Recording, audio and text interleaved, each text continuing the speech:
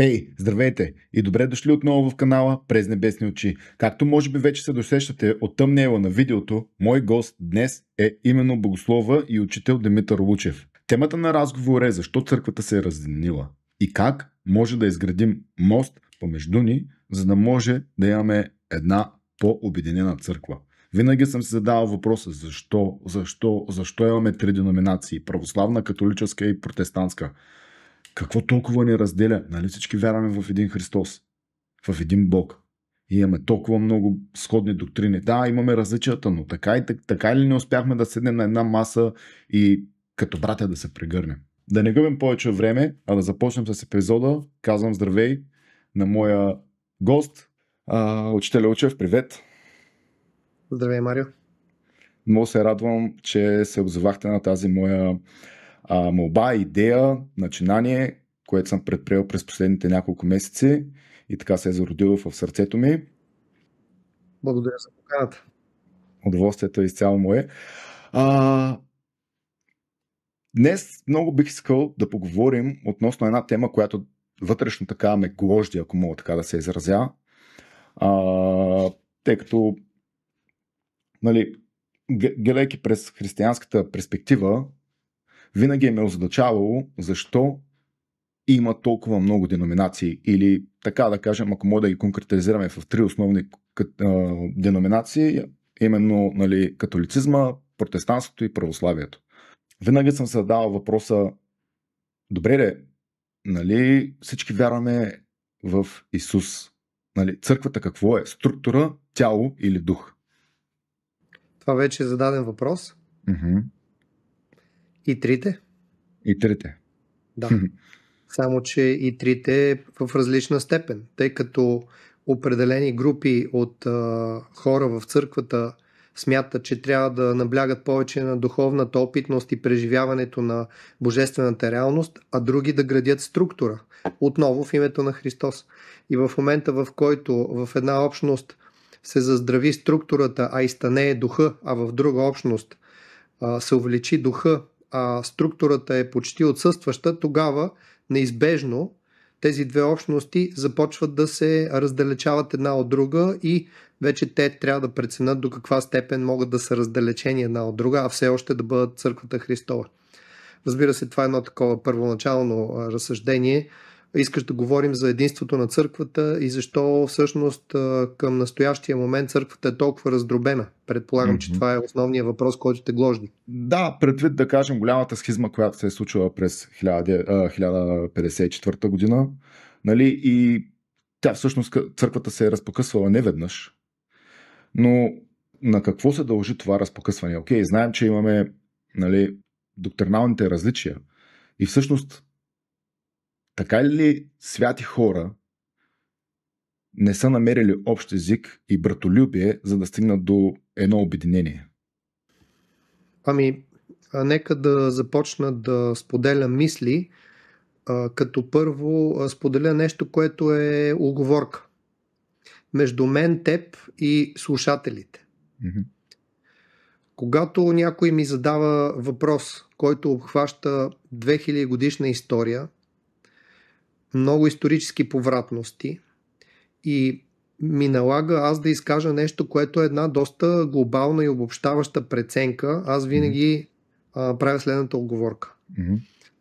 Аз съм поставен в ситуация на човек, който стои пред прозореца на собствения си дом. В моя дом тук в Стара Загора аз имам прекрасна гледка към града. И някой ме пита, опиши ми света. Всъщност аз мога да му опиша само това, което виждам. А то е много малко.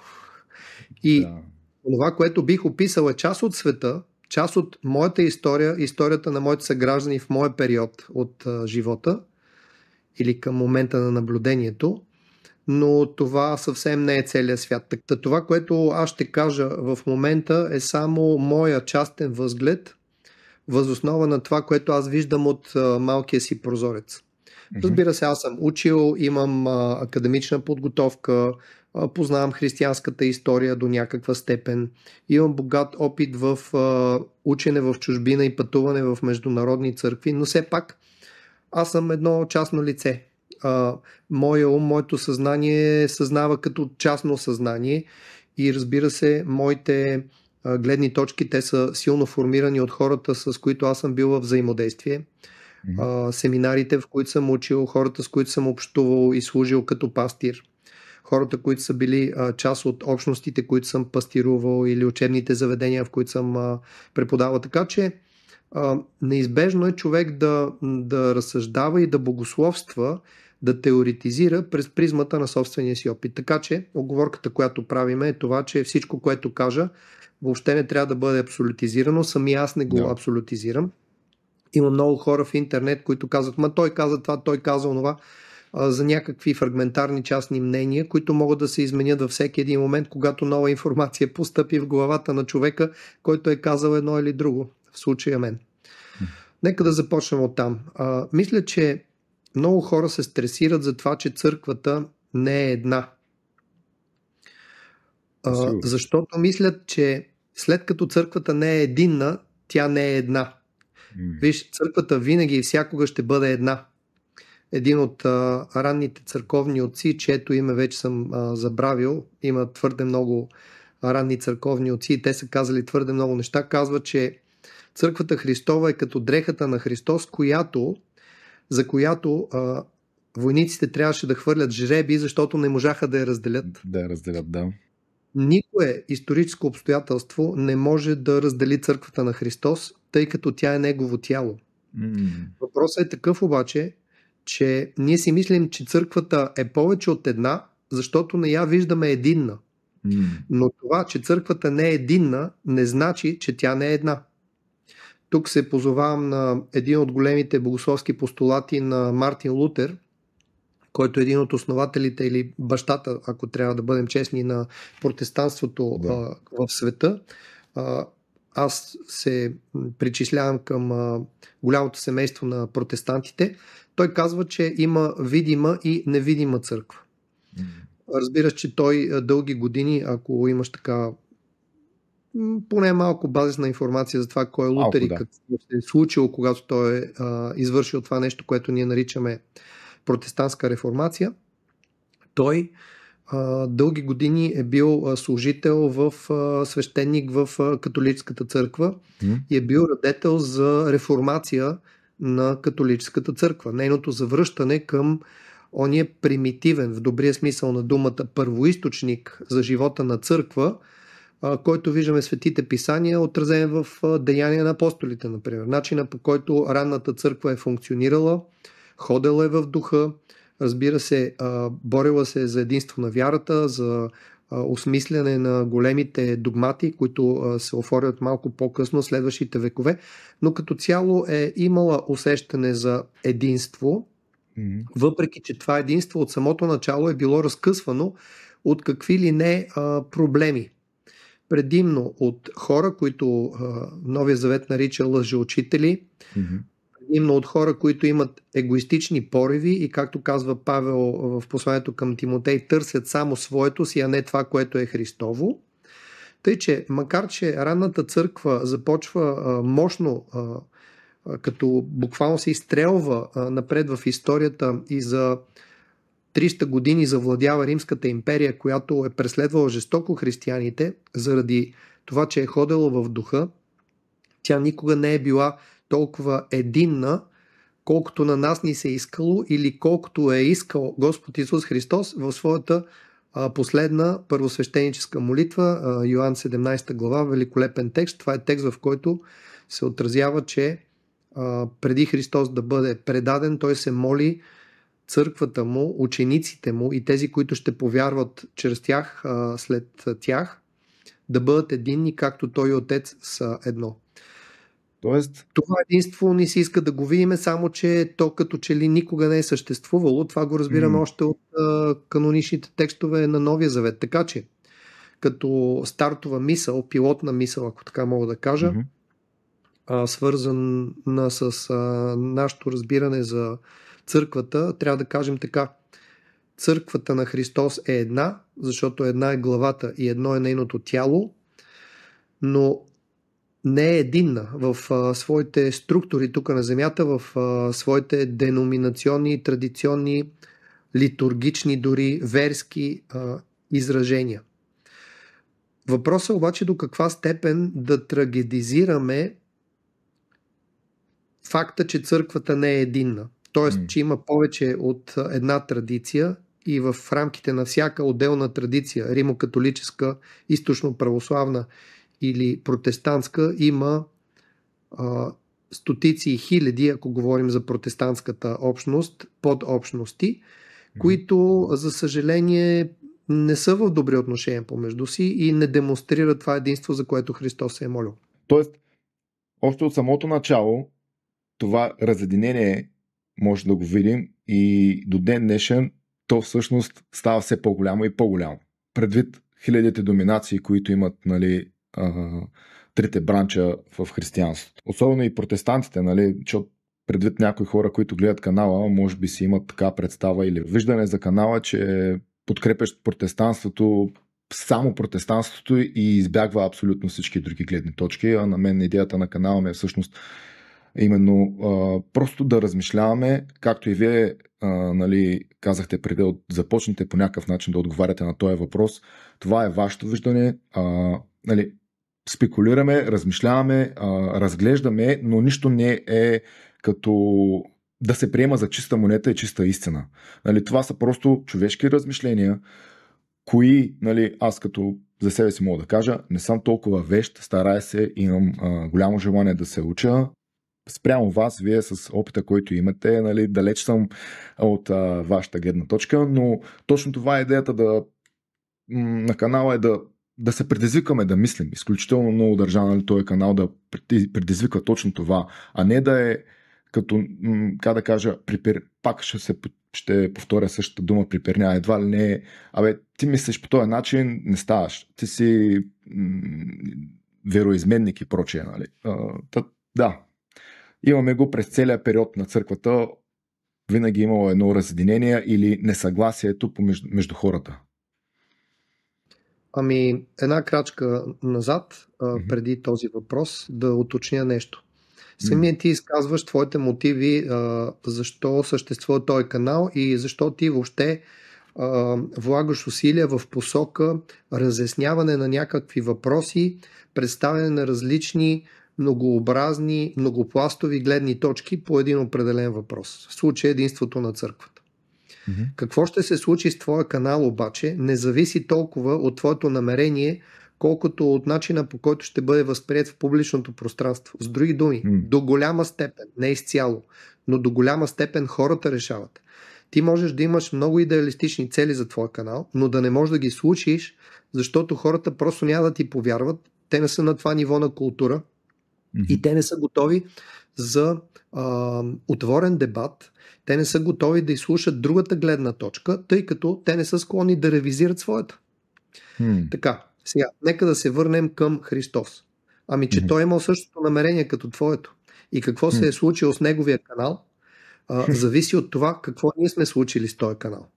С други думи, той можел да има определена интенция и тази интенция според мен е изказана именно в текста, който цитирах, 17 глава на Евангелието на Йоан, където той се моли за единството на църквата, знаейки предварително, че това ще е най-големия проблем за християните.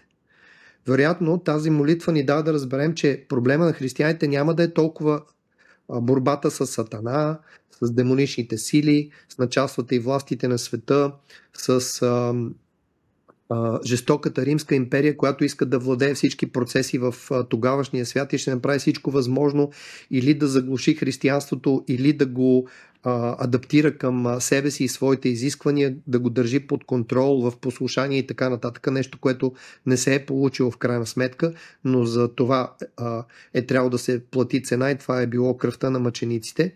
Но мисълта ми е такава. Какво Христос иска в света е едно, но какво може да се случи е друго.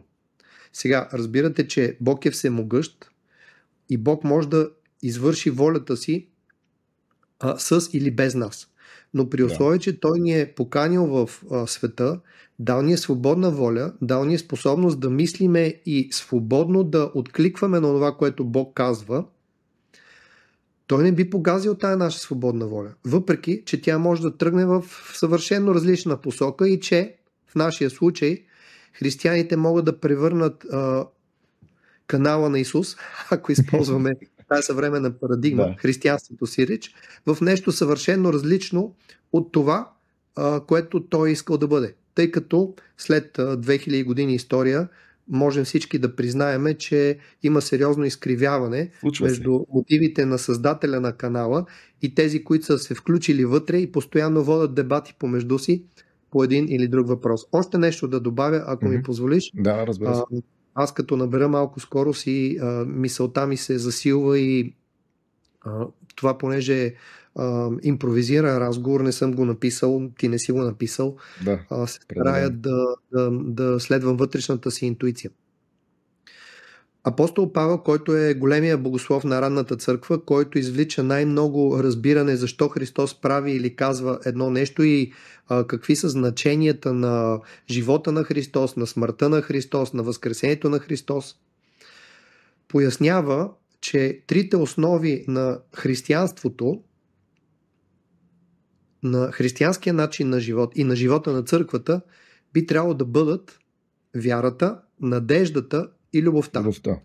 Това е уточнено в 13 глава на първо послание към Коринтияните.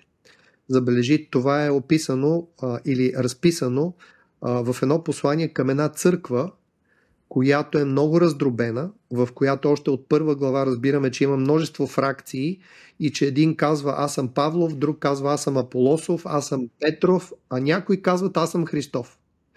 Значи, в езическото християнство, тъй като в момента говорим за Коринт, за Гърция, още в самото идейно начало на основаване на църкви и на християнска общност в Гърция, имаме такова раздробяване. Имаме хора, които симпатизират повече на един или на друг.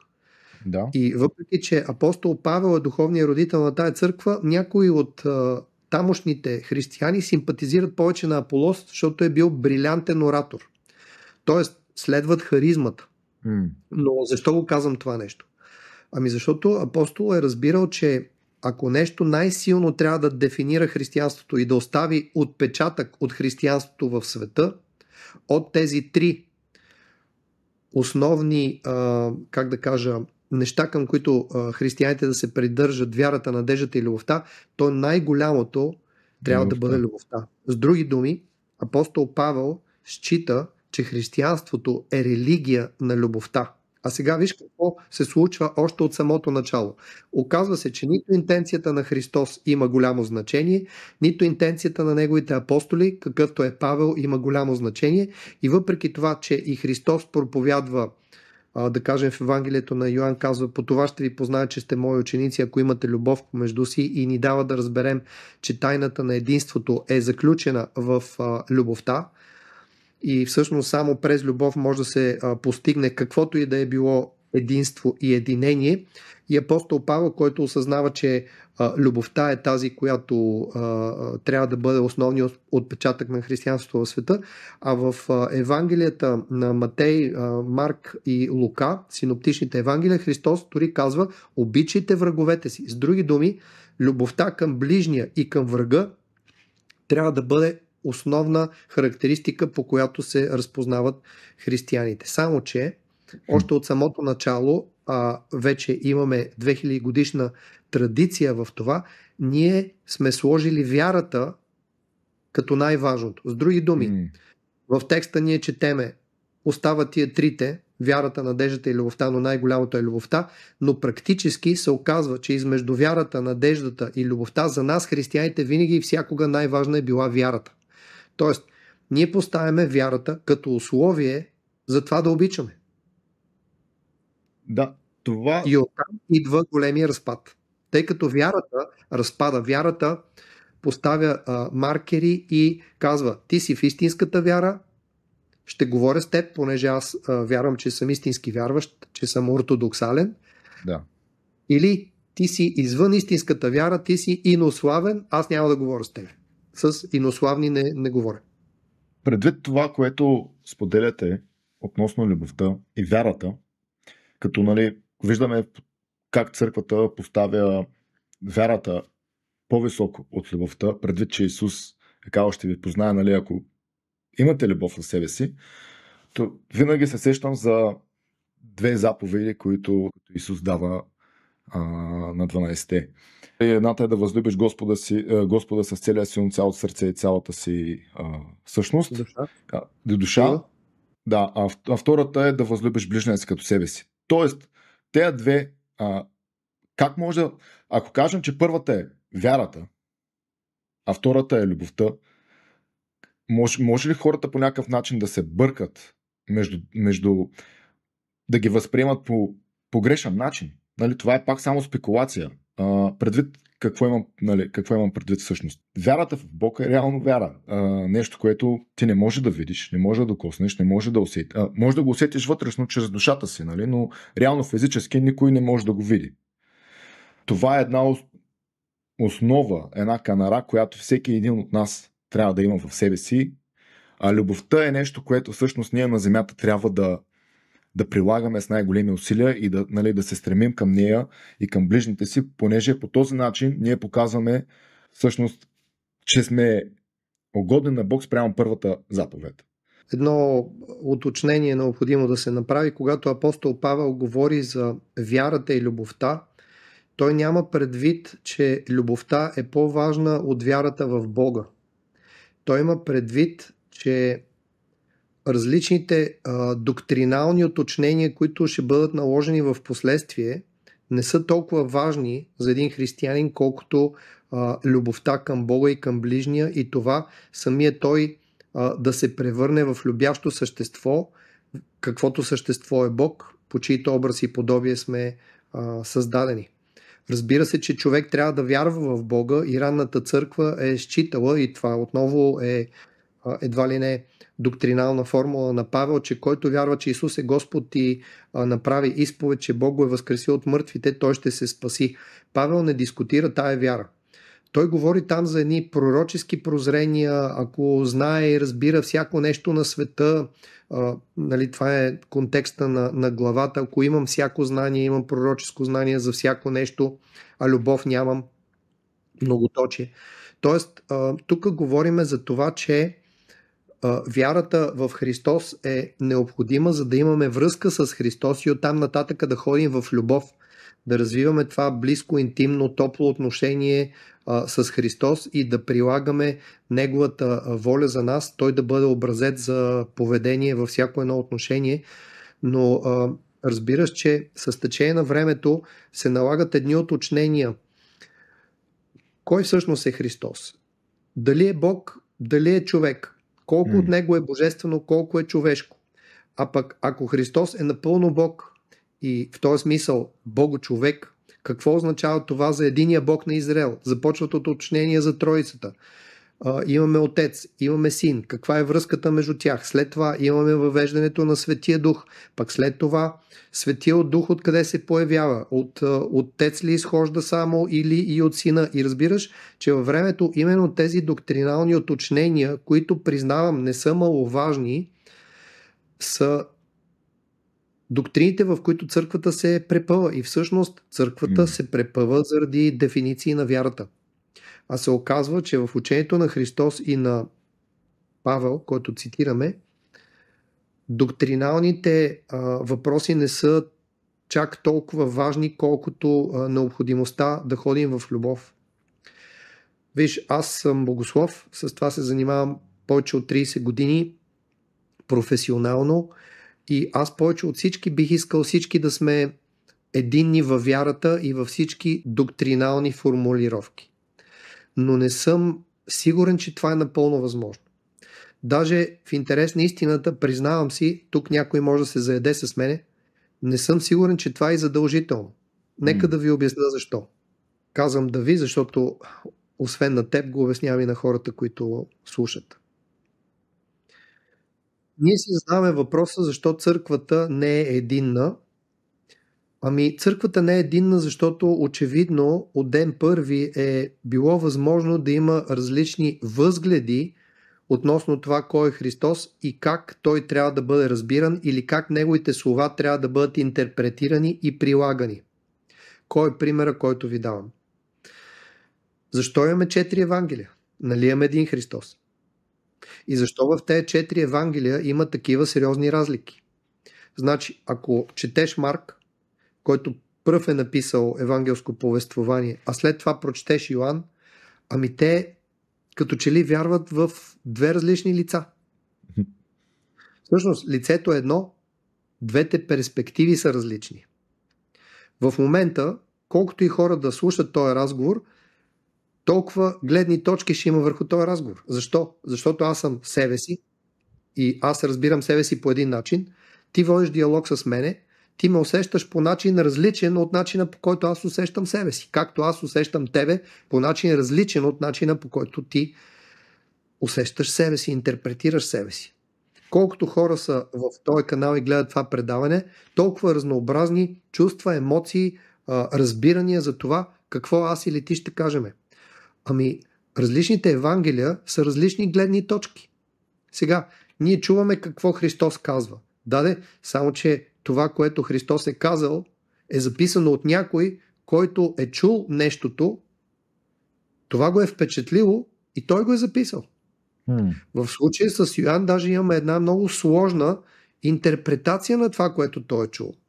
Имаме нещо, което той е разбрал и е схванал, само че се оказва, че онзи, който лежи на гърдите на Исус, любимия ученик, разбира и схваща нещата по начин, по който другите не могат. И това дори е отразено в самото Евангелие. Не искам да ви цитирам постоянно текстове, тъй като аз работя постоянно с текстове, но знам, че много хора не познават чак в такава степен евангелските или новозаветните текстове, но мисълта ми е такава.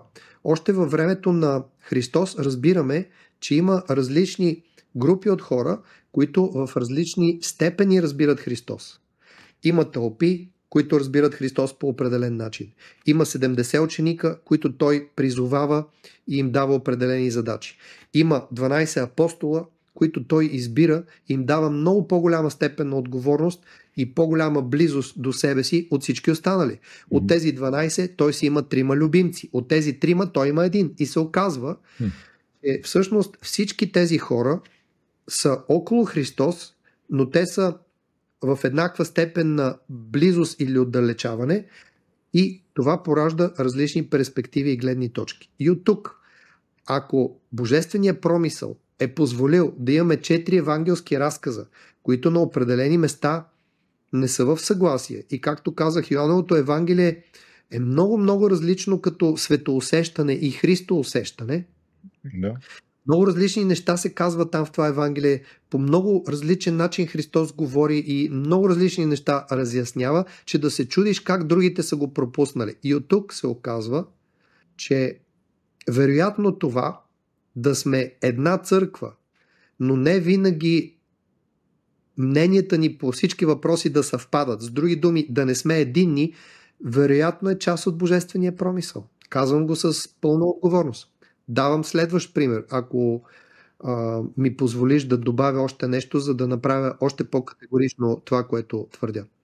Един от големите руски богослови на 20 век, който е доста консервативен в сравнение с много от хората живели в неговото време, Владимир Ловски е неговото име. Имаме няколко негови труда, публикувани на български език. Казва нещо много интересно в една от студиите, които съм чел.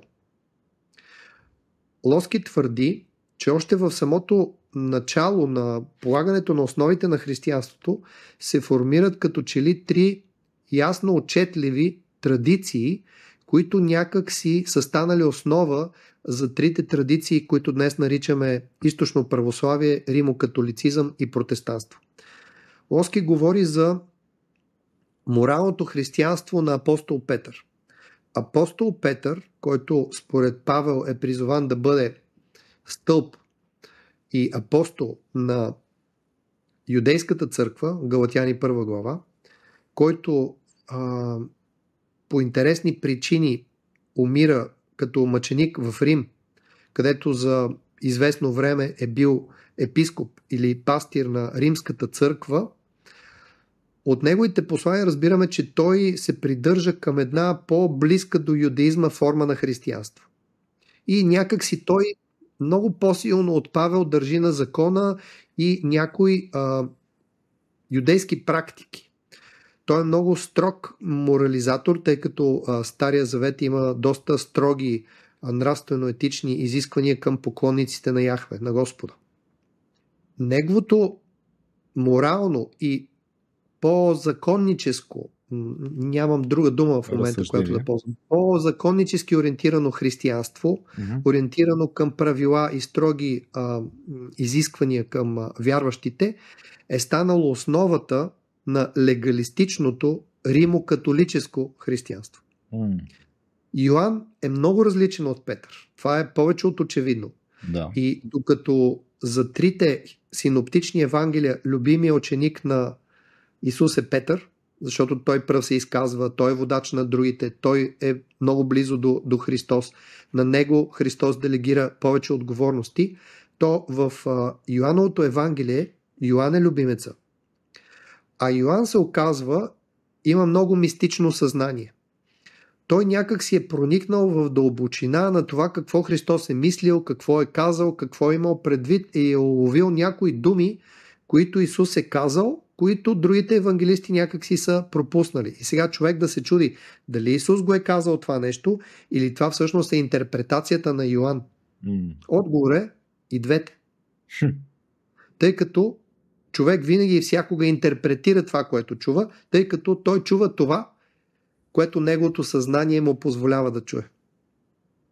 Нещото, което кореспондира с неговата душевност, с неговото лично съзнание, с неговия светоглед, мироглед и така нататък. Та, Йоан е доста мистичен. Оказва се, че източното православие, което е по-съзерцателно, а не толкова деятелно, колкото е римокатолическото, което е много по-ориентирано към монашеския, мистичния опит, оттеглянето от света, търсенето на Бога, съграждането на един богат вътрешен живот. Нещо, което да, има го на Запад, само че западното християнство е доста по-настъпателно, превземащо, агресивно, строящо, градящо, доста по-ориентирано към закон, към създаване на общество, на структури, на култура и така нататък, за разлика от източното. Оказва се, че етоса, културата на Йоан и неговото мистично разбиране за това кой е Христос изцяло е пропило източното православие и е създало културата на православието. Къде са протестантите? Изцяло в Павел. Спасение чрез вяра. Тоест да. Силно наблягане на необходимостта от това да вярваш това, че Исус е Господ и да му се довериш с целия си живот. И оттам нататък, както казва Павел, от вяра към вяра, както е писано, праведния чрез вяра ще живее. И така, вярата, която е много силна основа за живота на християнина, според Павел, е основата на протестантството. И от тук моят въпрос е такъв. Добре де, ами ако да имаме такова разнообразие, е дозволено от ден първи, това не е ли Божий промисъл? И защо трябва да трагедизираме факта, че ние не сме единни? Ами че те апостолите в самото начало не са били единни. Единството на църквата е било някакси, още веднъж извинявам се, че го казвам толкова категорично, макар че не съм толкова категоричен, единството на вярата е било изкуствено създадено в 4 век, когато се създава християнската империя Византия, когато императора казва, има твърде много християнства, да, до началото на 4 век нямаме християнство, имаме християнства и те са били в болезнен диалог помежду си, имало е една невидима църква, която е едното тяло на Христос, но в света църквата е била изключително раздробена, в постоянни конфликти помежду си и не е единна. Привидното единство се появява в началото на 4 век, когато тръгваме в посока написване на символи на вярата, за да можем да си унифицираме, стандартизираме религията и доктрините. Само че да подчертая, да, това е Божий промисъл, но тази нужда е била нужда предимно на империята и на имперското християнство, което ще се роди и което ще доминира света 1000 години. Само че това имперско християнство вече го няма. Няма я империята, която да е гръбнак на това християнство, и в момента това християнство с претенциите, че е старото, древното, единното, православното и католичното в по-универсалния смисъл на думите, все още се придържа към тези стари свои, как да кажем, комплекси за превъзходство, само че след като го няма гръбнака на империята, това християнство е доста флуидно и доста раздробено, даже вътре в самото себе си. Да, истина е, че доктрината трябва да придържа всички към общи понятия и общи разбирания, но в самото начало общото е било: Исус е Господ, Бог го възкреси от мъртвите, спасението и вечният живот се придобиват само чрез вяра в Него. Това е скрепявало единството. Оттам нататъка, какво е Господ, какво е спасение? Това са неща, които по различен начин са се разбирали в различни общности до 4 век. Сега отново имаме експлозия на разнообразни подходи към въпросите: какво означава Господ, какво означава спасение, вечен живот и така нататък. Защо? Защото сме в ситуация, в която нямаме империя, която да се заявява като християнска. И оттам християнството вече е изтласкано в периферията на обществения живот. То е извън политиката, извън играта на големите, не може да взима големи решения в политиката, в социалната среда, и оттам нататък е само един духовен стожер, само едно пророческо съзнание за обществото. Тоест, предвид това казано относно политиката, според вас християнството има ли място в политиката в днешно време? И редно ли е християните като цяло да се насочат към политиката? Защото, нали, има едно малко така като движение, нали, не се занимава с политика, защото е мръсна работа, и вярвам, че християните имат място в политиката, за да може да имаме да съградим един по-добър свят. Във всеки исторически период Христос, според мен, дава различни преценки за ситуацията. Спомни си в книгата Откровение, Христос говори на своята църква и на 7 църкви, които са много близко една до друга, в един периметър от 100 км. Той казва различни неща. На една църква казва едно, на друга църква казва друго, защото ситуациите са различни.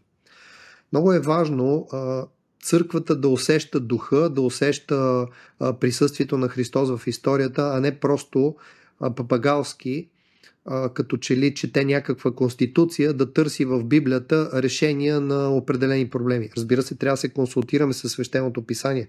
Отново, аз като богослов би трябвало пръв да мотивирам всички други да търсят истини в Словото Божие. Но, освен истина, Христос каза, че другия начин, по който ще се покланяме на Христос или на Бог Отец, е в духа и чрез духа. Защо казвам цялото това нещо? Защото, вероятно, в епохата на комунизма християните е трябвало да се оттеглят от властта. Но сега, в епохата на демокрацията, би трябвало да влязат. С други думи, църквата би трябвало да има различно отношение към различните социални и политически конструкции и дръзко да се опълчи срещу едни конструкции и да се изнесе от тях, а в други смело да се включи, вярвайки, че те са добри и че участието на християни в тези конструкции ще помогне. Защото Христос каза: вие сте светлината на света, и аз вярвам, че ако ние сме светлината на света, християните трябва да участват активно, заявявайки своята позиция във всички сфери на живота. Значи, там където има отсъствие на християни, там има разпад и разложение на обществото. Но в някои сфери, в които трябва да има разпад и разлагане, защото волята Божия е това нещо да се разпадне, ние просто трябва да се оттеглиме и да му помогнем да се разпадне. Така че църквата в Китай ще трябва да усети какво духа я води да направи по отношение на политиката на Китай. Църквата в Северна Корея – друго. Църквата в Германия – трето. Църквата в България – четвърто. Не можем да дадеме универсални правила. Да. Можем само да потърсиме примери от свещените писания и най-вече водителството на духа. И отново да си напомниме, че в края на първи век, когато Новия завет вече е бил разписан и разпространен в цялата Римска империя, Христос се явява и говори пророчески на църкви и им казва: нека който има ухо да слуша какво духа говори на църквата. Тъй, че църквата по никакъв начин няма право да загуби своята духовна чувствителност за водителството на духа в една или друга ситуация. Имам един така въпрос мисля аз. Да, благодаря за отговора и за разсъжденията. Но тук ми изкача един интересен въпрос. Нали, поне четейки, аз така го считам за интересен, поне на мен ми е интересен. Предвид църквата, ние също може да говорим по църквата и за хората в църквата. Нали? Защото църквата не е само храмът, мястото, сградата, това са и хората. Тоест, ако даден човек усети, че ще използвам един ваш израз, духът го нуди да направи нещо, нали, съответно и това е в насоката на политиката. Той редно ли е да потърси, нали, съответно подкрепата на по-голямото общество, общността от хора, които посещават църквата или деноминацията и прочее? Виж, и това са много сложни въпроси, защото изискват множество отговори и всъщност отново отговора ще зависи от ситуацията, за която става въпрос. Какво имам предвид? Християните участват в политика, която обаче не е християнска. И те трябва да се съобразяват с правилата на нехристиянската политика и всъщност да се опитват да приложат своето християнство към едни правила, които понякога са в тотален разрез с християнските гледища, морал, ценности и поведение. Така че оказва се, че ако един християнин влезе в политиката, която е нехристиянска, тъй като нашето общество, говорим сега за България, се заявява като секуларно, като светско и се разграничава от религията, това означава, че един християнин ще бъде доста ограничен в това да прави политика, защото неговия християнски светоглед ще бъде изключван нон-стоп и той ще бъде предизвикван на изключително много места, дали да застане за вярата си или заради политическите тенденции, процеси или задачи, които стоят пред него. Тъй, че всеки трябва да прецени до каква степен може да използва своето влияние като християнин в християнската общност. По-моему, от моите наблюдения в крехките опити на няколко християни, които аз познавам да влезат в политиката, всички техни опити са завършили с неуспех. Имаме няколко човека, които не са задължително протестанти, не са и задължително православни, които са в политиката, но много умело прикриват своята вяра, за да могат да останат в политиката. И така, по някакъв начин, като внедрени агенти, действат отвътре, доколкото политическата игра им го позволява. Под прикритие. Да. И такава опция. Тук много ми се иска да кажа на някой, евентуално на зрителите, ако някой има желание нали, и така компетентност в политиката, докъде ще стигне в кариерното се развитие като политик да бъде според вярата му. Не знам, просто така много ми се иска да го споделя това нещо на хората, които гледат, защото, нали, надеждата и вярата са нещо, което, нали, никой не може да измери на индивидуален човек. И така де, просто имах усещане, че имам нужда да го кажа това нещо. Но добре, ще отклоним темата малко от политиката И предвид, нали, всичко това, което казахте, сега, нали, за мен се пренареждат различни парченца от пъзела и започвам по друг начин да разсъждавам. Което е и целта, нали, на този разговор. Надявам се това и да е, нали, също нещо да се случва и с зрителите. Въпреки всичко ще се придържам малко или много към първоначалния план и вярвам, нали, че ще бъдем отведени, нали, където Святия Дух иска да ни води. Така. Добре, ще се върна на една моя мисъл, която докато вие споделяхте, нали, вашите възгледи. Как? Казвам го ще кажа нещо, което, нали, е породено поради мои наскорошни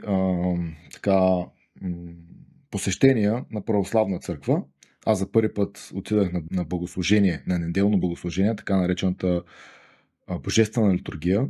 Останах изключително впечатлен от, нали, предвид, че не съм ходил в православна църква. Направи изключително голямо впечатление. Нали, с ръка на сърцето бих казал, че съм си мислял съвсем различни неща и не съм бил прав.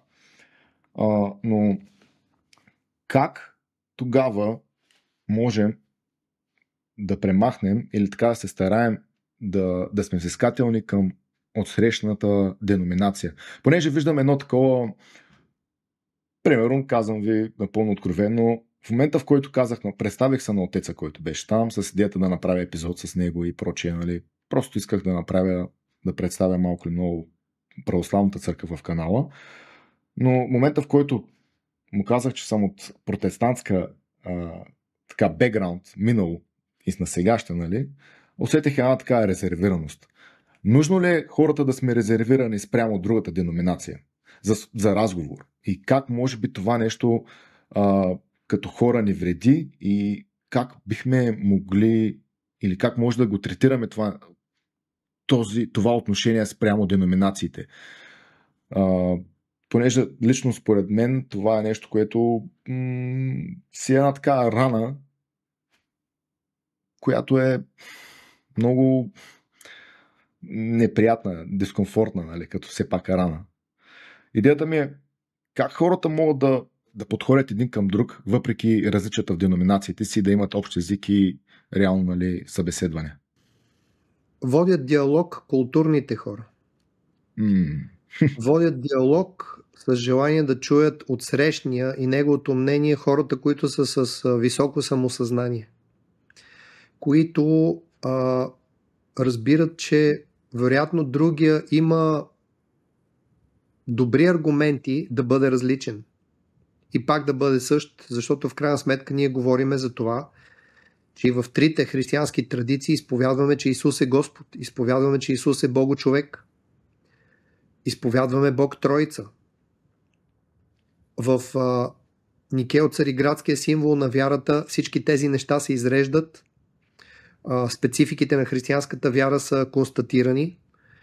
В Никея през 325 година, а след това в Константинопол през 381 година се написва един важен символ на вярата, с който и трите традиции се съгласяват. Сега с една малка оговорка, Западната църква слага там една допълнителна дума, че Светия Дух изхожда от Сина по начина, по който това се случва вечно и от Отца, и това става голямата ябълка на раздора, но по отношение на всичко останало, трите традиции имат тотално съгласие. Така че това е абсолютно, как да кажа, основание да имаме, как да кажа, съгласие, да говорим, да дискутираме и нищо, че едни имат едни или други литургични традиции и по различен начин изразяват своята вяра, организират богослуженията си, свещениците им изглеждат по един или по друг начин, четат от един или от друг текст, проповядват едно или друго. Това не би трябвало да ни разделя до степен, в която ние да не си говориме. Да не седнем на масата и да не се зачетеме за братя, тъй като точно това се случва. Точно това се случва. въпреки че имаме обща вяра в това, че Исус е Господ, виждаш, че в момента, в който кажеш, че си протестант, моментално те изключват. Не казвам, че точно са ме изключили, но момента, в който исках, нали, да седнем със смирение, държа да отбележа, че бях смирен, исках просто да запозная малко или много протестантската среда. Да, ти си попаднал на сравнително мили свещеници. Не, те са страхотни. Не искам да прозвучи, че хората са напротив. Задавал съм им други въпроси, но момента, в който исках да застанем, нали, с тях да поговорим, ми бяха подхвърлени някакви книги относно протестантството. И така, не бих казал, че бях огорчен, но леко вътрешно така мен ми стана приятно. Нали. Не е нещо вау, нали, не бих казал, че това тяхно действие на един човек или на двама човека биха затворили сърцето ми и желанието ми да направя така евентуална среща, но понеже съм го срещал и в чужбина, бил съм в чужбина, разговарял съм с различни, нали, представители на различни деноминации и това виждам, че е нещо, което пречи на един отворен, спокоен. Сякаш, ако не кажа на някой представител на дадена деноминация от къде съм, той ще бъде доста по-откровен с мен и доста по-отворен за разговор. Малко ли много като християните в политиката, под прикритие. Виж, това е неизбежно, защото ние сме подчинили християнството на своята природа. И каквото и да е искал Христос за нас, колкото и да е искал да ни промени, промяната е възможна до толкова, доколкото ние позволяваме. Защо казвам това? Всеки човек се ражда в света с празна глава и празно сърце и оттам нататък неговите родители и обществото започва да написва нещо, което се нарича ментална карта, т.е. карта на значения. Родителя казва на детето: това е това, това е това, това е онова, този е този е онзи, и да му създава една карта в главата, по силата на която детето да се ориентира. Само че към менталната карта идва и емоционалната карта, т.е. върху мислите се наслагват и чувства. Родителя казва: тези хора с по-тъмната кожа, гледай да страниш от тях, защото могат ти откраднат портмонето. И оттам нататък в човека се създава менталната идея, че трябва да се прави разлика между човек и човек и че определени хора трябва да ги третираме по един начин, а други по друг начин, защото, да не пояснявам, но влизаме в света на предубежденията, категоризацията или това, което на Запад казват слагането на етикети. Тоест, ние слагаме етикет на всяко нещо и му зачисляваме стойност. Това ние го вменяваме на децата си.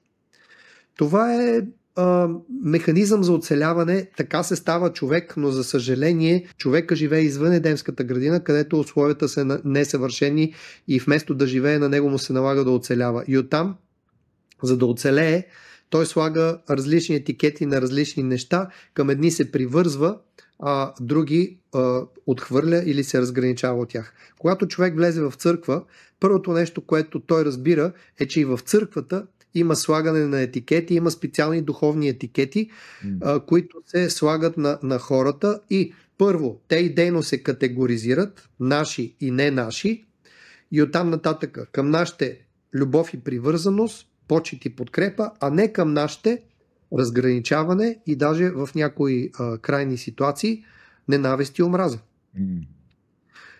Тоест, църквата говори за Христос, говори за изкупление, говори за истина, говори за любов, но когато това трябва да се приложи практически, то не се случва. Защо? Защото падналата човешка природа моментално приспособява Христос и християнското учение към себе си и се отклонява от спасението, за което говори Христос. Защото в момента, в който приложим Христовите стандарти, ние се изкупваме от това, спасяваме се от това да категоризираме, да слагаме етикети.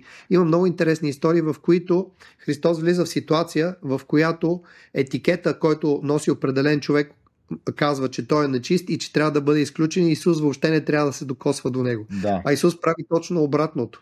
И докосвайки се до него, го трансформира тотално. Това е идеята на Христос. За съжаление обаче, ние сме си произвели още повече етикети и те са още по-силни да разграничават хора от хора. Помисли за войната между католици и протестанти в Северна Ирландия, например. Предвид това, което казахте, се замислям върху това, че всъщност ние не позволяваме на Исус да ни докосне. А по-скоро го приспособяваме към себе си. Твърдим, че сме християни, но го нагласяме към нашата реалност, вместо ние да се приспособиме към Него и Неговото. И тук Исус казва на блудницата, само вметвам, Исус казва на блудницата, къде са те, които те съдят? Тя казва, няма ги, нито аз те съдя. Нали, несъденето не означава съгласие с порока на човека, с греховете му, изкривяването му, а по-скоро приобщаване, което позволява на той, дет се е изкривил, да се поправи, но не като бъде догматизиран и с чука на доктрините му се щупи главата, а като с любов бъде погален, прегърнат и бъде въведен в любовта на Бога, която е единственото нещо, трансформиращо човека. Ето това е нещо, което църквата във всичките нейни исторически и доктринални проявления е загубила. И едва ли не най-често славят Господа с устни, а не с цялото си сърце и душа. И разбираш, че ако учението на Христос е любов, която трансформира, през която можем да кажем тежките истини, защото когато докажеш на един човек, че го обичаш, той се размеква и можеш да му кажеш всичко, ние правим точно обратното. Ние го втвърдяваме още повече, защото от ден първи започваме да го индоктринираме и догматизираме и това е много отблъскващо, особено за съвременните хора, които имат достъп до информация, които са критично мислещи, които са мотивирани вече да оформят собствено мнение по всички въпроси на живота и така нататък. Реално църквата в опита си да докаже коя е истинската църква е загубила най-важното – любовта. И оттам нататък, колкото и да сме прецизни в доктрините си и в своето придържане към догмите, отсъствието на любов ни прави, как да кажа, изтинали, студени, вкаменени и до някаква степен безплодни. Много далеч от нашата позиция да бъдем светлина на света. Докато се подготвях за епизода, се породи една мисъл в мен относно Никейския събор. И по-точно, възможно ли е изобщо, може ли човек дори да си го помисли, да го допусне за нов съвременен такъв? И налудничево ли звучи според вас? Това е чисто личен въпрос, нали, и интересно ми е вашата, нали, как го възприемате вие. Сега, при условие, че имаме три християнски традиции, които са се оформили след Никейския събор в колизиите на историята след Никея, в рамките на отделните традиции е имало събори, има общо православни събори, има общо католически събори, даже Втори Ватикански събор, който е довел до много сериозни реформи в литургиката, в цялостната визия на Римо-католическата църква за другите християнски традиции, за атеистичната култура, за някои неща, които науката вече има като, как да кажем, като идеи за света, за произхода на човека и така нататък, са били освежени, актуализирани, премислени на Втори Ватикански събор. Неотдавна имаше опит за всеправославен събор, който беше иницииран от патриарха на Истанбул, на Константинопол, който се води Вселенски патриарх Вартоломей, но няколко църкви, руската най-вече, отказа да присъства на този събор и при отсъствие на една от православните църкви в общо православния събор, той не може да бъде счетен за валиден. Там в православието отдавна има желание за актуализация на вярата, за преосмисляния, за преработки и нови решения. Това ще се случи, но кога не се знае. При протестантите такъв събор не се счита за необходим и няма такъв събор, но да кажа нещо, което е важно и с това да завърша отговора си на твой въпрос. след Втората световна война и нейните ужаси при толкова загинали хора, протестантската църква разбира, че до известна степен църквата в Европа е отговорна за това, което се е случило, тъй като е позволила на Хитлер да се превърне в това, което се е превърнало чрез своето мълчание. И от този момент нататъка, по инициатива на протестантските общности в Европа, се формира нещо, което се нарича Световен съвет на църквите, в които участва и католическата, и православната църква като един форум за дискутиране на общо човешки проблеми. Вероятно, Световния съвет на църквата или на църквите е формата, който би могъл да инициира общо християнски събор. Но ние сме много, много, много далеч от създаването на такъв, поради простата причина, че православието тотално изключва другите религиозни общности, като Римо-католическата църква и протестантските, всички протестантски общности като църква, и реално, участвайки в такъв събор, би ги признала за църкви, за легитимни църкви, нещо, което тя не прави повече от хилядолетия и не би го направила, което означава, че за да ги признае за църкви, трябва да изневери на 1000 годишното си дистанциране от католиците и 500 годишното си дистанциране от протестанти. Това как би могло да стане, просто бедна ми е фантазията, както казват на улицата.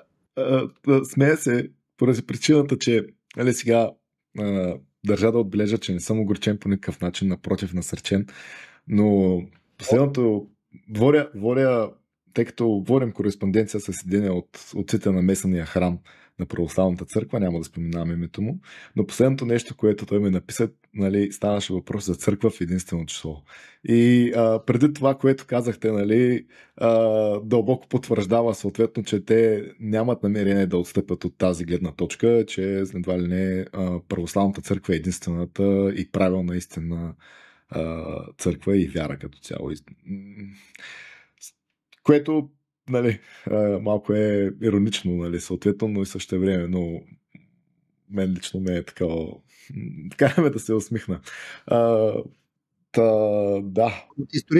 От историческа гледна точка това е така. Те са църквата на Византийската империя, те са църквата, която империята е създала и валидирала, и това е така. Само че въпросът е, че църквата е съществувала като витална християнска общност от множество национални и по-малки структури преди да има империя. Така че сега въпросът е дали имперска църква е единствения начин да бъде църквата. И във време, в което вече империята я няма, а има само ехото на имперската църква със своите имперски амбиции, трябва да преразгледаме въпроса. Какво правиме в новите условия на историята? Това трябва да се преразгледа. Трябва да има едно предоговаряне на хората от семейството. Тоест трябва да седнем на масата всички и да водим един зрял разговор. Но само да кажа нещо, преди да тръгнеш в друга посока, кажа нещо. Единствената маса, на която можем и трябва да седнем, маса, от която може потенциално да се роди съгласие за взаимно почитане и взаимен мир, маса, на която да се зачетем, да се приемем и да се прегърнеме, оставайки си в рамките на своите разнообразни традиции, е Господната трапеза, на която Христос ни дава хляба си и казва: това е моето тяло, и кръвта си и казва: това е кръвта на Новия завет. Чашото, което е във виното, е нещото, от което отпиваме всички ние. Разбира се, обаче, сега православните биха задали въпроса: коя е легитимната трапеза и кой има право да дава хляба и виното, и от тук пак влизаме в този дяволски кръг: коя е истинската църква. Защото църквата, която държи монопол на даровете на масата и може да каже: само ние даваме истинските дарове, затова и ние сме истинската църква, другите не дават истински дарове, нищо че имитират ядене и пиене, те не участват в Господната трапеза. Това отново анулира възможността да седнем на една трапеза. Но според мен единството на църквата може да се скрепи около Господната трапеза и тялото и кръвта на Господа Исуса Христа. На едната Амин. трапеза. Когато решим, че всички заедно имаме право да седим на тая трапеза, около нея ние вече можем да водим диалог. Амин. Амин. Амин. И дано това да... Вярвам, че това е възможно чрез Исуса Христа. Предвид, че говорим за Христовото тяло и както по-рано ви споделих, посетих божествената литургия в православен храм. Нещо, което ме направи изключително голямо впечатление е Евхаристията и съответно причастието. Нещо, може би, по което се различава православието с протестантското служение, богослужение. Нещо, което те правят абсолютно всяка неделя е реално Евхаристията, причастието. На мен направи много голямо впечатление това, че супер много много строго и отговорно се отнасят към така наречената тайна вечеря при протестантите. Какво всъщност предвид вашето познание, какво всъщност толкова много не различава и защо точно това нещо се е получил като разклонение в двете деноминации? Понеже вярвам, че според това, което видях в православната, на мен доста ми хареса това колко имаш нещо специфично. Не казвам, че в протестантската среда не е специфично, но и двете имат своите специфики, но бих казал, че и православната е доста интересна концепция. Това е много сложен въпрос, който изисква отделно предаване, отделно интервю, но все пак да отговоря на въпросът ти, тъй като е зададен. Въпросът е кой има право да ломи хляба и да дава виното. В Евангелията и в 4 Евангелия апостолите в последната вечер, в която ядат Пасха с Христос, една вечер преди реалната Пасха, тъй като Христос умира като агнец Божий на кръста в деня, в който евреите колят своите пасхални агнета. Тази вечер, преди пасхалната вечеря, Христос дава хляб и вино и казва: това е моето тяло, това е моята кръв, и дава да се разбере, че чрез тези дарове, както ги наричат в православната църква, символи, както ги наричаме ние протестантите, макар че думата символ няма да я намерите никъде в текстовете на Новия Завет. Исус казва за хляба: това е моето тяло, и в това отношение православните са прави. Христос не казва, че това нещо символизира неговото тяло, а казва, че това е неговото тяло. И по какъв начин това е неговото тяло, само той знае. Но момента, в който човек вкуси от тялото и отпие от кръвта, респективно от хляба и от виното, той се вцърквява, с други думи, той влиза в тялото на Христос, тъй като който яде от тялото, става тяло. Това е причастие, на български означава той става част от по-голямото. Павел го разписва това в 1 Коринтияни 10, а после 11 глава, като казва: ние, които ядохме хляба, не се ли причастихме, не станахме ли част от Христос? Да. Така че уния, които са пили от чашата, са пили умилостивени за греховете си, живота на Христос, респективно уния, които са вкусили от хляба, са станали един хляб. Това го обяснява Павел в тези текстове. Като сега въпросът е такъв: в ръцете на кой обикновения хляб става свръхестествен, става тяло? Отговор е, според Евангелията, в ръцете на апостолите. Оттам нататък обаче, в следващите поколения, в чии ръце обикновения хляб може да стане Христова плът? По молитвата на кой? Кой има право, кой има духовно и юридическо право да прави това нещо, да раздава хляба, който е плът Христова? Православната църква ще каже епископите, които са приели своята духовна власт от апостолите. И оттам нататък православните създават идеята за апостолско приемство. Тоест, апостолите възлагат ръце на хора след тях, които възлагат ръце на други хора след тях и така до ден днешен право да раздават Евхаристия, евхаристийни дарове имат онези, които носят апостолско приемство. Сега, при разкъсването между католическа и православна църква и разкъсването между протестантска и католическа църква, най-вече протестантите загубват това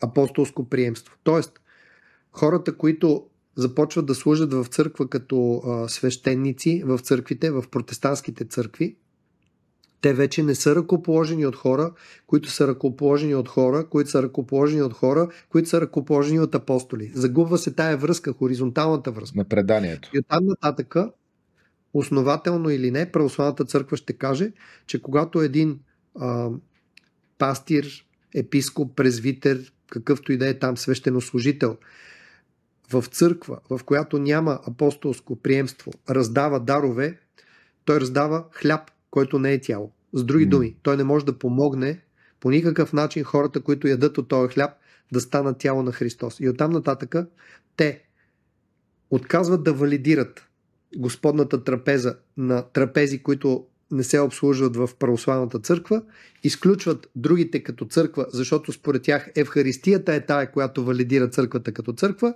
и разбирате кой е правно-юридическия казус, който се създава. Но въпросът е такъв, дали те са прави, че имат апостолско приемство. Тъй като в първите 1-2 века християнството се е разпространило толкова експлозивно, че не вярвам някой да е проследявал онези, които раздават Господна трапеза, дали са били носители на апостолско приемство. Цялата идея се поражда по-късно, когато се пораждат там доктриналните и догматични тези, към които всички християни трябва да се придържат, и разбира се, когато вече имаме една империя, която е християнска, и имаме имперска църква, тези неща вече се съблюдават много стриктно. И ти виждаш в православната църква ехото на един имперски дух, който е завладяващ, който те убеждава, че той е истината, другите са някакви невидими за Бога общности и същества и че нищо от това, което те правят, не е валидно. До известна степен това може и да е така, но може и да не е така. Да. Аз не съм абсолютно сигурен, че е напълно задължително да има апостолско приемство, за да може едно парче хляб да се превърне в тяло Христово и чрез него определен човек, който приема с вяра от този, който му дава с вяра хляба, не може да се вцъркви, да стане част от, църквата на Христос. Тук отново аз залагам на тезата на Мартин Лутер, че имаме видима и невидима църква. Ако говорим само за видима църква, да, православните са прави в 99 от своите твърдения за истинност. Но ако имаме църква на духа и ако духа се движи отвъд структурите на църквата и си работи по свой собствен начин, там вече не може да има монопол над каквото и да е било в църквата. Давам пример. Евангелието на Йоан, отново мистичното Евангелие, написано от любимия ученик, ни говори за това, че след като Христос възкръсва и за известно време не се появява, учениците му се връщат отново на Тивериадското езеро, Галилейското езеро, за да правят онова, което са правили преди Исус да ги срещне и да ги направи ловци на хора. Отиват да ловят риба. В крайна сметка трябва да се нахранят с нещо. И в момента, в който Христос се появява едно утро, мъгливо утро, когато след дълъг нощен риболов апостолите не са хванали нищо и ладията им приближава към брега, някъде в далечината те го виждат. Преди да слезат, той им казва: хвърлете мрежите си отдясно, и те хвърлят мрежите си и улавят 153 риби, които измъкват на брега. Сега, Йоан познава учителя, Петър разбира, че това учителя изкача от лодката и тръгва към него, и се оказва, че в момента, в който Исус е на брега, на жаравата която той е направил, защото е наклал огън и е направил жерава, има опечени риби, които са закуската на изгладнелите апостоли. Та въпросът ми е такъв. Ако тези риби, които апостолите са хванали в своите мрежи, символизират и изобразяват историческото, имперското християнство, което с всички свои догматични и структурни постулати и организации ще улови народите, ако те риби са народите, а лодката на апостолите е историческата църква, то възможно ли е да кажем, че Христос лови предимно през църковните исторически структури на християнството, догматичните постулати и всички тези неща за истинност, твърдения за истинност. Възможно ли е обаче през силата на духа Христос да си лови риба, независимо от структурите на църквата? От невидимата църква. Ако кажем, че е невъзможно, ние редуцираме способността на Христос да направи всичко както желае с църквата, но понякога и извън църквата. Църквата не е златната клетка, в която Христос сам е влязал и от която не може да излезе повече. Христос е суверен, той е главата и той има начини, дори когато църквата не си е на място, той да извърши това, за което църквата е призвана, дори без църквата. Така че аз допускам, че да, правилно е нещата да се правят както историята го е наложила във времето, по правила, по разписани правила и по строго определени категории за истинност. Но отново, църквата не е само структура на истината, църквата е структура на духа. А духа е нещо, което ние не можем да уловим. Духа откъдето си иска, като вятъра, и отива на където си поиска. Това е 3 глава на Евангелието на Йоан.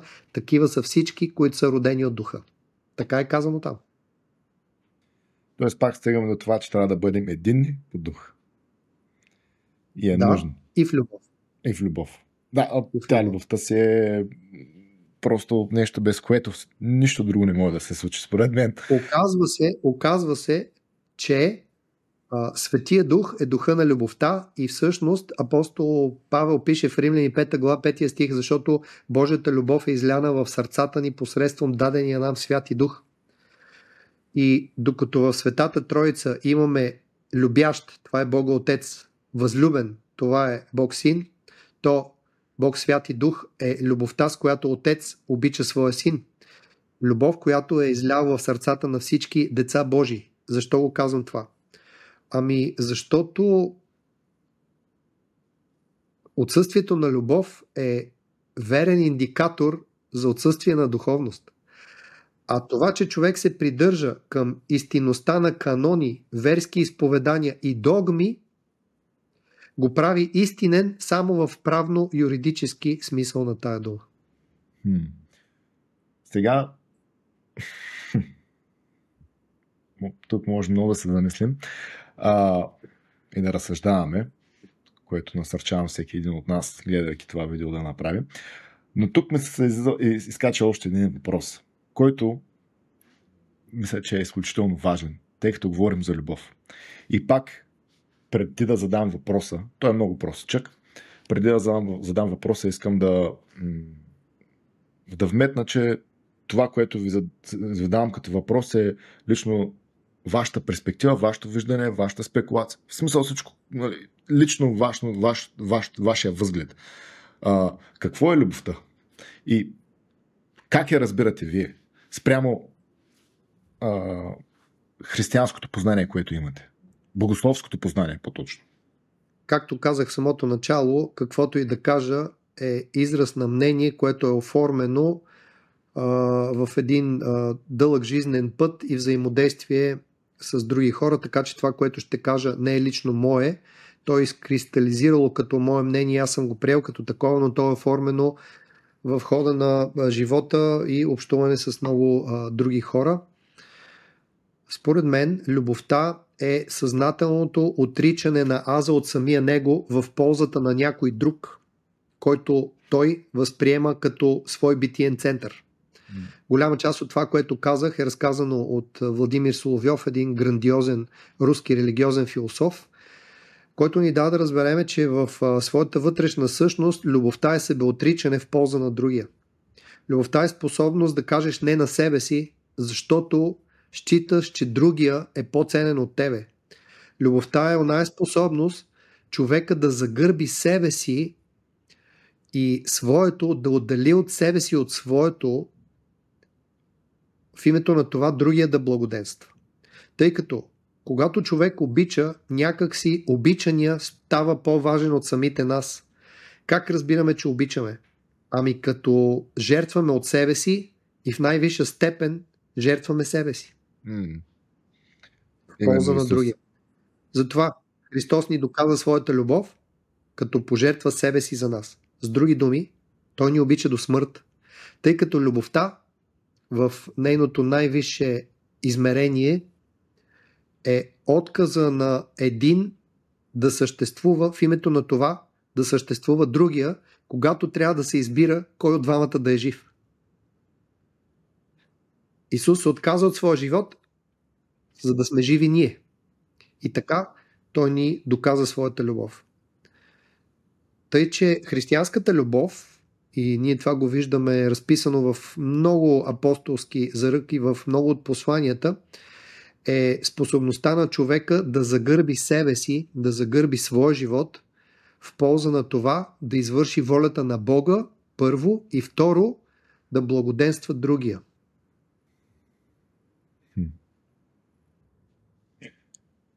Да. С други думи, не може да има любов без вътрешен акт на жертва, на жертвоприношение, в което аз безкръвно умирам за себе си, за да живея за теб и за да предоставя себе си като ресурс за теб, да ти осигуря спокойствие, здраве и пълноценен живот. Това е любовта. Именно. Или по-простичко казано, да умреш за себе си, но всъщност, умирайки за себе си, ти умираш за другия. За ближния. Полза на другия. Да, за ближния. Да. Полза за ближния. Учителя Лучев, времето напредва и много бих искал да ви помоля за една молитва, като тази чест ще предам на вас.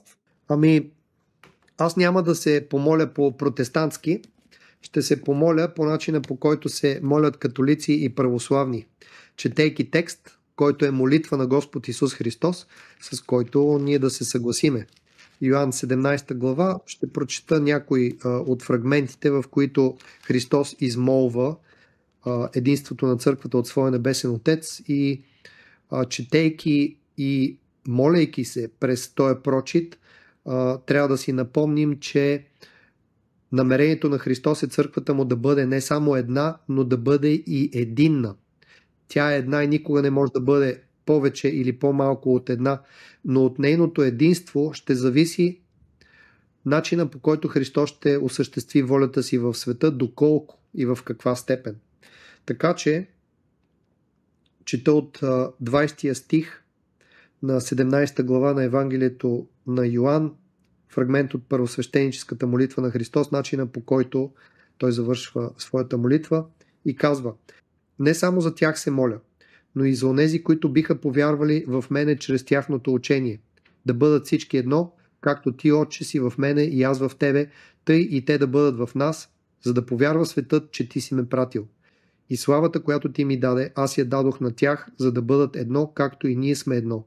Аз в тях и ти в мене, за да бъдат съвършени в единство, за да познае светът, че ти си ме пратил и си възлюбил тях, както си възлюбил мене. Отче, желая където съм аз, да бъдат с мене и тези, които си ми дал, за да гледат моята слава, която си ми дал, защото си ме възлюбил преди сътворението на света. Отче праведни, света не те е познал, но аз те познах и тези познаха, че ти си ме пратил. И явих им твоето име и ще явя та любовта, с която си ме възлюбил, да бъде в тях и аз в тях. Амин. Амин. Вау, страхотно. Мисля, че е доста страхотна молитва, доста тематична, за което изключително много благодаря. Още веднъж, Учителя Лучев, Наистина, изключително Удоволствието много мое. ви благодаря. Ние Стига, стига, по-рано стига. в предзаписа, преди да запишем, говорихме за една тема. Няма да издавам нищо повече, но просто искам да алармирам по този начин хората, които ни гледат, слушателите, да очакват бъдещ епизод отново с вас, тъй като вярвам, че ще има какво С още да... удоволствие. Аз съм отворен за диалози и много ми е приятно, че млади хора като теб се вълнуват от толкова сериозна тематика. Това ми дава надежда за следващото поколение и за бъдещето на християнството. Докато има хора като теб и хора като твоите слушатели, ще има християнство. И то такова, каквото Амин. Христос го е искал. Амин. Да, старая се да използваме и новите технологии, което е изключително важно и няма да скрия, че съм мотивиран от доста така различни персони, които са в YouTube средите и предвид познанията, които имам, си казвам, така вътрешно ми казвам: Марио, имаш възможността, имаш познанията, нали, Бог те е снабдил с всичко, действай, трябва да работим, както беше, нали, Правилно.